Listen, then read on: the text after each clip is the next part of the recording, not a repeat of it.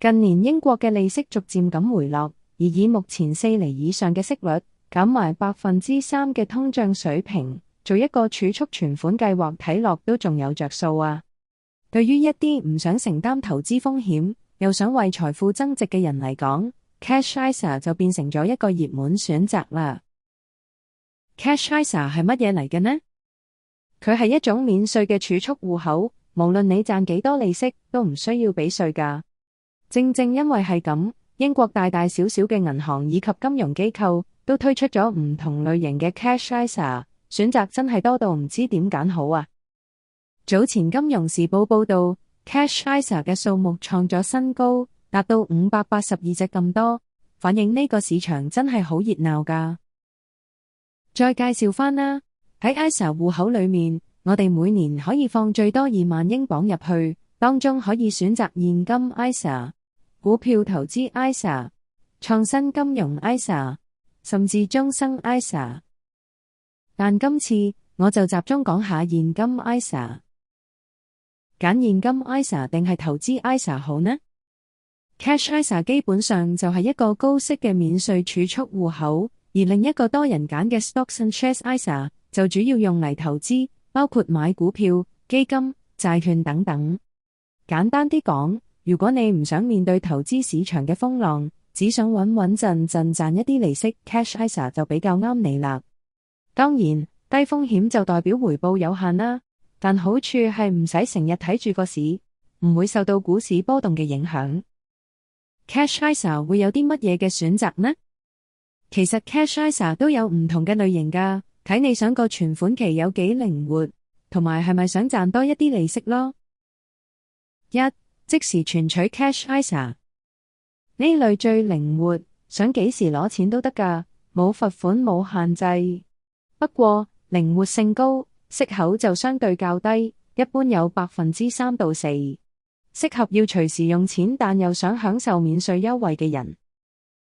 2. 定期 Cash ISA 將啲錢鎖定1至5年，利息通常會比較高，大約有4%到5.5%，但中途攞錢會有罰息。如果你肯定未來幾年都唔會喐呢筆錢，呢個選擇都幾唔錯㗎。3. 定額儲蓄 Cash ISA 好似月供儲蓄計劃咁，每個月存入固定嘅金額。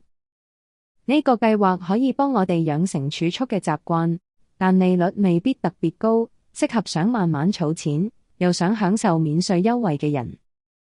4. 靈活 Cash ISA 呢個計劃最適合有時要攞啲錢出嚟應急，但又想保住免稅額度嘅人。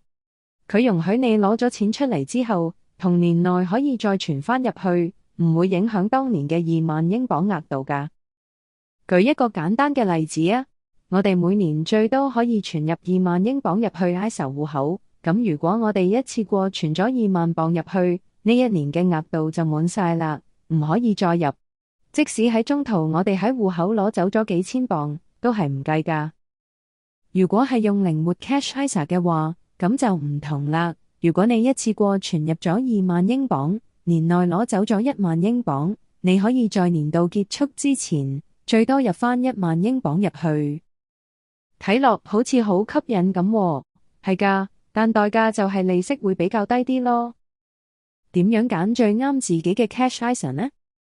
如果你對靈活性要求高， Instant Access Cash 嘅 ISA 會比較啱。如果想賺高息嘅話， Fixed Rate Cash ISA 會比較吸引，但要鎖定資金咯。整體嚟講，揀 Cash ISA 有幾點要注意㗎。1.